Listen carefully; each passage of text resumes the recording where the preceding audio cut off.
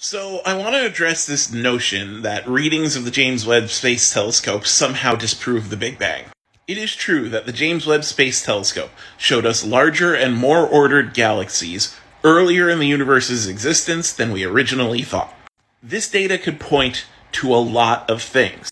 The leading opinion is that our original hypothesis of how galaxies form, which is basically small and disordered to larger and more ordered to small and disordered again, is not totally true. And that means that we have a lot more to discover about how galaxies form. And that's awesome. But a bunch of people on the fringe of science, whose publications and theories have not been peer-reviewed, believe that this is evidence that the Big Bang does not happen and that expansion is not happening. Now, the problem with this? These people have existed before. They published stuff back in the early 2000s, in 1992, in the 80s, and every time a new astronomical discovery comes out, they end up saying, this is evidence for the Big Bang not happening. They are pushing science toward their preferred conclusion. That is bad science. Because there's still all this evidence that the Big Bang happened, from the cosmic microwave background to the way we see galaxies move on repeated observations. The model of the Big Bang and expansion is very, very rigorous. You would have to have a lot of data contradicting it.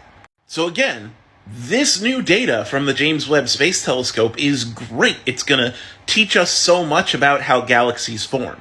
It may even make us reconsider the age of the universe, which is amazing.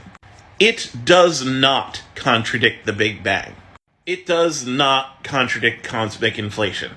And it certainly doesn't point toward some omnipotent creator creating the universe, as many people have claimed.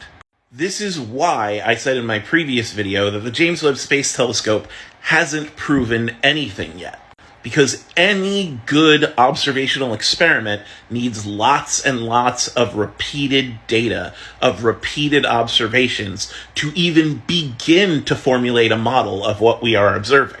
If someone has a hypothesis about what this means, then it has to fall in line with all of the other observational data that we have taken over our long history of astronomy. And the Big Bang didn't happen just does not fit that model. Now, is there the longest of long shots that all of our data over centuries is somehow wrong and the Big Bang didn't happen? Sure, science always allows for that possibility. But is it likely? Not at all.